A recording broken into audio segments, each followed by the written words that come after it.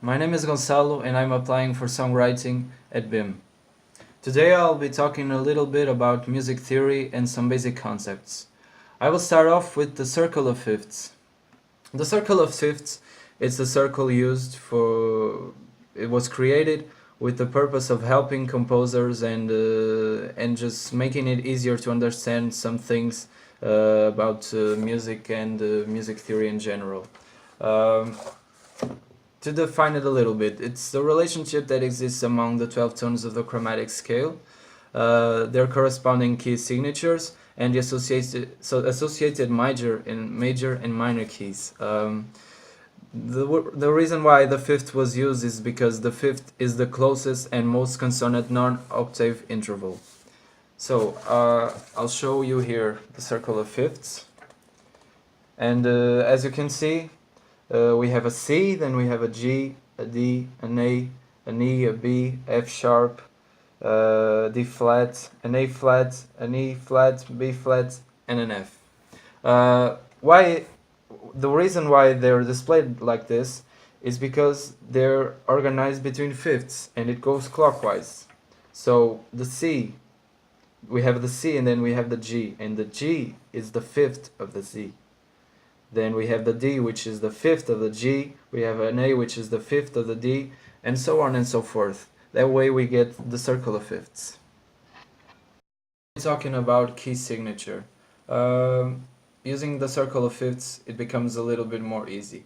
The key signature is something that gives the sharps and the flats to each key, so it alters the way we see a piece of music that is written. For instance, if I know that the G major key has one sharp and it is the F, I will have to put a sharp in the F right before the piece of music is written, and therefore every F that is written, and it will automatically become an F sharp. The way that I've learned that I find it easy to that I find better to understand the key signatures is using precisely the circle of fifths. So as we can see here, sorry about these. I've written them down and I made a mistake, but we have two sides to this. We have the sharp side and we have the flat side. But it's pretty simple. It goes, the C is natural, the G has one sharp, the D major, we are talking about major keys, I'm sorry, it has one sharp, the D has two sharps, the A has three sharps, the E has four sharps, and it goes this way until half. Then we have the side of the flats, which stands for an F, which has one sharp, the F major key, the B flat has two, the E flat has three, and this way until the half point, and then we get the full circle. Now this is also important because it makes us understand what are the flats and the sharps of each key. For instance, when we have sharps, there is a technique which is G has one sharp and I know that is an F. The D has two sharps and I know that is an F and a C. The A has three. I know that it is the F, the C, and the G. That those are the sharps of the key. So the rule is pretty simple when it comes to sharps. We always choose one key, and then we leave one note of distance between the last note that is altered if we go this way. This is the rule for the sharps. Now for the flats, if I have an F major and I know that there is one flat on that key, it is the B. If I go to the B and it has two sharps, it is B and E. So the rule here is that you always have to go one step down from the key you're in. For instance, if you're in the key of B and you have two flats, and you know that you must end in an E, because that's the rule, you automatically have to do, you automatically understand that is the B and the E, the flats of the key. And that is the way to use the circle of fifths to understand the key signatures. To moving on to the last part of the circle of fifths and key signature are the minor keys. So through the circle of fifths, it's also possible to know the key signature and what are the fifths of each minor key. And I will explain it with the help of this. As you can see, below the C, I have an A, and below the G, I have an E. And the reason why is because the A is the relative minor of the C, and the E is the relative minor of a G, and the B is the relative minor of a D, and so on and so forth. Now, the relative minor is the sixth note of any major scale. So if we apply it to the circle of fifths, if I have a C major scale and the sixth note is an A. So I know that the relative minor of the C major will be exactly the A. And in terms of key signatures, that also is important because it tells you that they will share the flats, and they will share the exactly same sharps as the notes above. So if the C has no sharps and no flats, the A minor will also have no sharps and no flats. If the G has one sharp, the E minor, if the G major has one sharp, the E minor will also have one sharp. So this is why the circle of fifths is important. It helps you compose, and it also helps you understand keys. It helped me understand key signatures, and also how to know which are the keys and which are the sharps of each key. We're talking about intervals. An interval is it means the difference between two pitches. And in Western music, we usually take that the smallest interval possible is a semitone, and that's how we rate our intervals.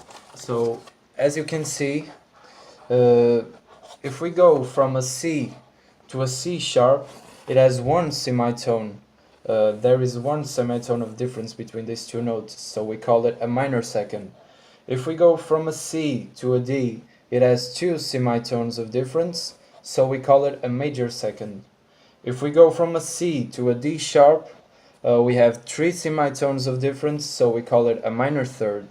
If we have a C and then an E, it has four semitones, so we call it a major third. If we have a C and an F, it has five semitones of difference, so we call it a perfect fourth.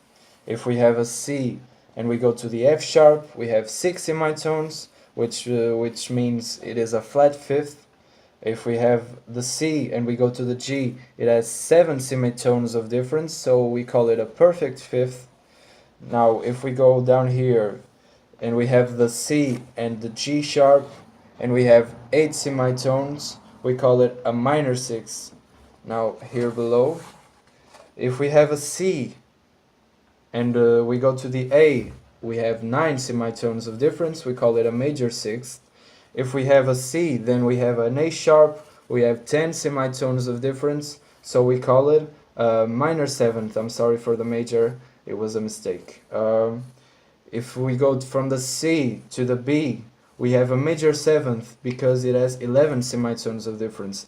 And finally, if we go from the C to the other C, we have a perfect octave because it is 12 semitones above.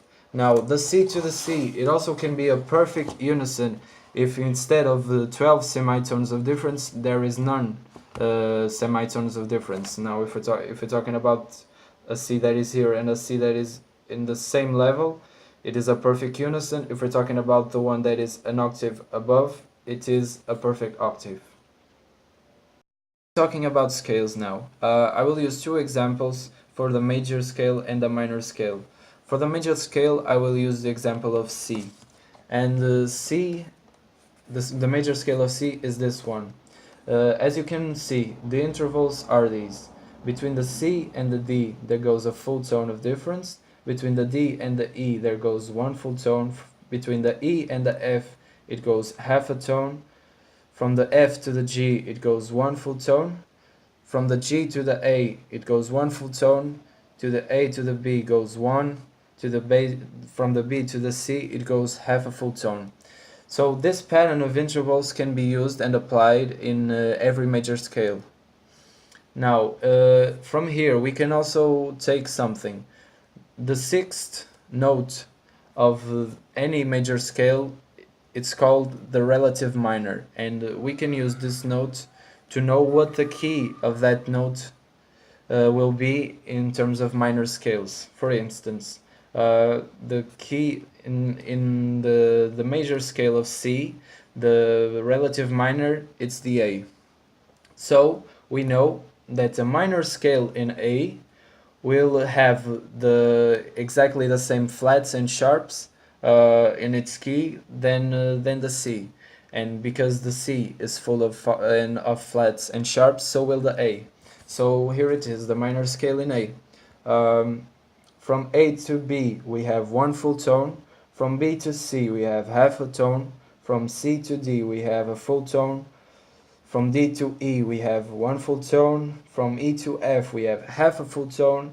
From F to G we have one. And from G to A we also have one. And this is also a pattern that can be used and applied in terms of intervals for all minor scales.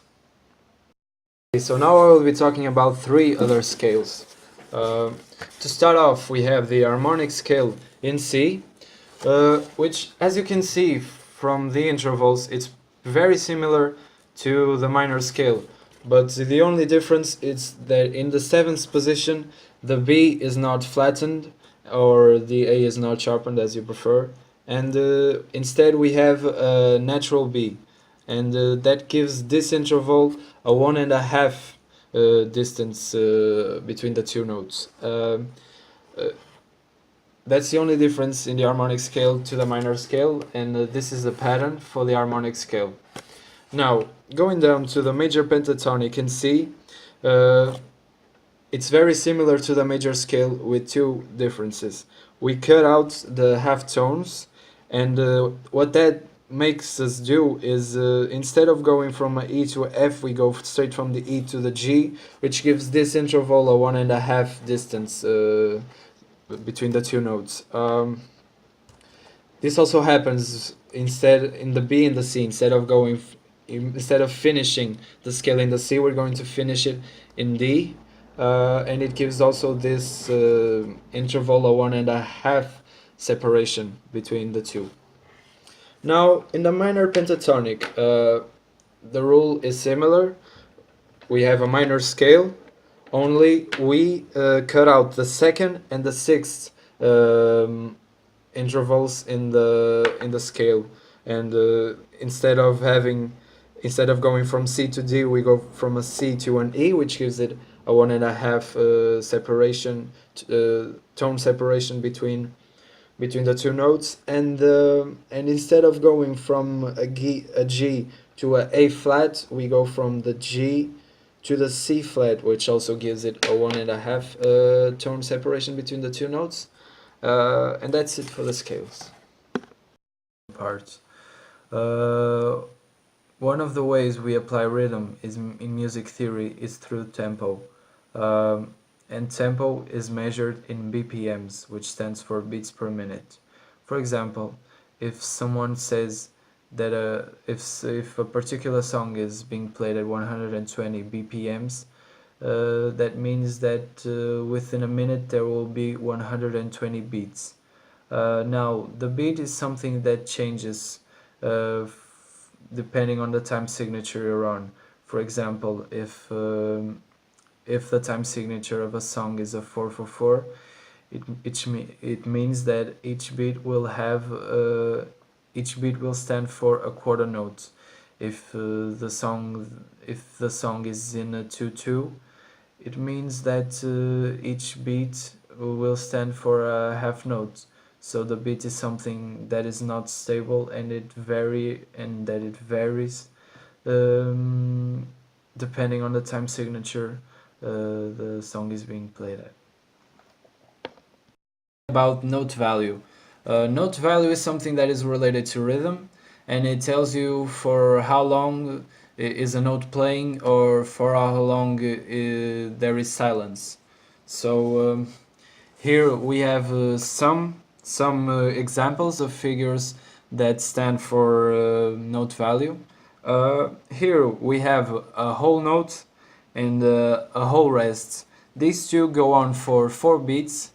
Yeah, that's it. And now we have the half note and the half rest. These two go on for 2 beats. Now we have the quarter notes and quarter rest that go on just for 1 beat. This is the 8th note and the 8th rest that go on for half a beat, and these ones are the 16th note and the 16th rest that go on just for a quarter of a beat. Talk about time signature. Time signature is something that tells you how many beats there are in each bar, and it's also something that tells you what is the equivalent of each beat that you hear. So, for instance, if I have a 4/4, which stands for a time signature, very common and normal time signature, we have to look at 2 things. First, the number on the number that is below. It's a 4, and this stands for a quarter note, which means that each beat that you hear, it's the equivalent of a quarter note. Now, this number on top tells you that for each bar you will hear 4 beats. So basically what this time signature tells you is that there are 4 quarter notes in each bar, and so you will hear 4 beats. The next one is a 2/2. The number below tells you that there are in each beat you will hear a half note. And the number on top tells you that you will hear 2 beats by each bar. So we can make a little connection between these two, because they have the same duration in each bar. The only thing that differs in the two is the beats. While here you will hear 4 beats, here you will only hear 2. Now, the last one is a 9/4, and as you can see below it, the 8 stands for an 8th note, so each beat will be a 8th note, and on top we have a 9, which tells you that you will hear 9 beats in each bar. So that's it for time signatures.